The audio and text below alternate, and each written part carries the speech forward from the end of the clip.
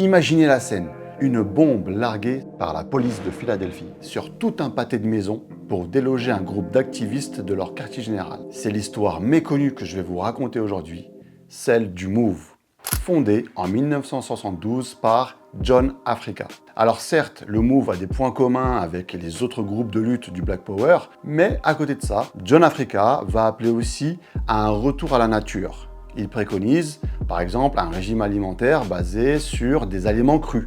Les membres du MOVE sont opposés à tout ce qui est zoo et animalerie. Vivant en communauté, se décrivant eux-mêmes comme une famille, les membres vont changer leur nom de famille pour adopter celui de Africa, comme l'a fait le fondateur. On est en 1978 à Philadelphie.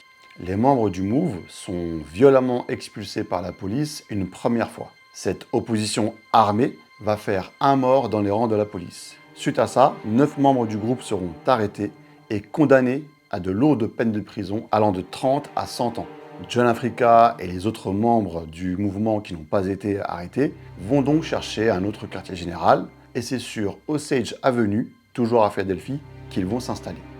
Plusieurs années passent comme ça avec des tensions avec le voisinage, des altercations avec la police, jusqu'au moment où le maire de la ville, Wilson Goode, le premier maire afro-américain de Philadelphie, décide de les déloger de nouveau.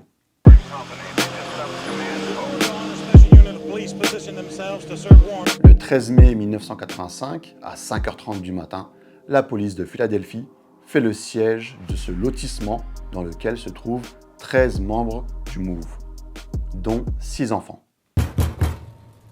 The police at our door, they're saying, get out, you have to evacuate. We're going to have a police action here on your block. Ce sont les officiers Sambor et Brooks qui sont chargés des opérations. On n'imaginait pas à quel point le lieu était fortifié malgré 18 mois de surveillance. Nous étions persuadés que la combinaison d'eau et de gaz lacrymogène suffirait à les faire sortir. Ils se disent qu'il leur faudrait quelque chose de beaucoup plus puissant que de simples lacrymogènes ou des canons à eau.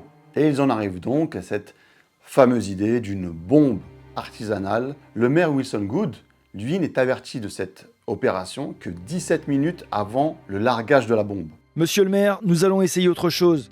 Nous avons confectionné une sorte d'engin explosif avec un matériau spécial. D'accord, je comprends.